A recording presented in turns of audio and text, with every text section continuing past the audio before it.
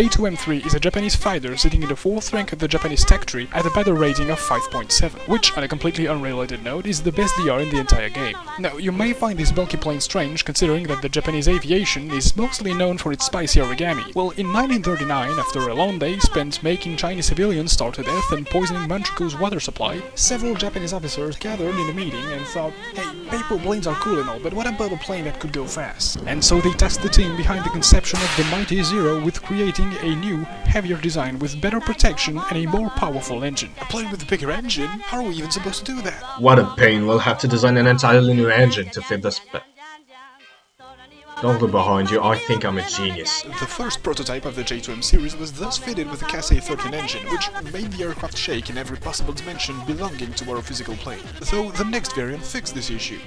To some degree. The J2M2 is actually present in-game in the 2nd rank of the enemy tech tree at a battle rating of 4.7 and is rather similar to its younger brother. The variant we're interested in, though, benefits from a larger cooling unit and better armaments, because struck by a moment of lucidity, the team swiftly removed the Virgin toothpick dispensers mounted in the nose of the craft and replaced them with 2 more wing-mounted autocannons of the same caliber. This variant will be the most prolific of the J2M series, though because of their small number and the American switch to night trolling, their impact of the course of the war was very limited. In-game, this made-in-Mitsubishi's Taiwanese child labor camps machine is an exceptional energy fighter. Its monstrous engine rivals those of its American opponents, providing excellent climb rate and acceleration.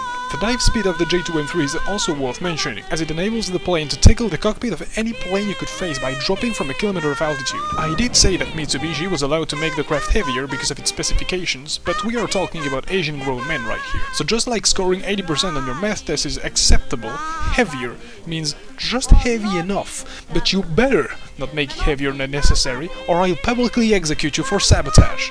Meaning that the J2M3 is a metric ton lighter than the P-51 Mustang despite having similar performances. This also positively impacts its maneuverability, making it able to dogfight most energy fighters in a comparable energy state. Finally, the 420mm autocannons provide excellent firepower, especially if loaded with the Chad stealth belts. The playstyle of the J2M3 is that of a Marshall Eagle let loose on a class of 3rd graders. When starting the match, pick the minimum fuel load and start climbing by matching the optimal climb speed until the first enemies enter viewing distance. Once you are within gun range of the International Space Station, you are free to choose a toddler to maul in all impunity and then climb back up to safety.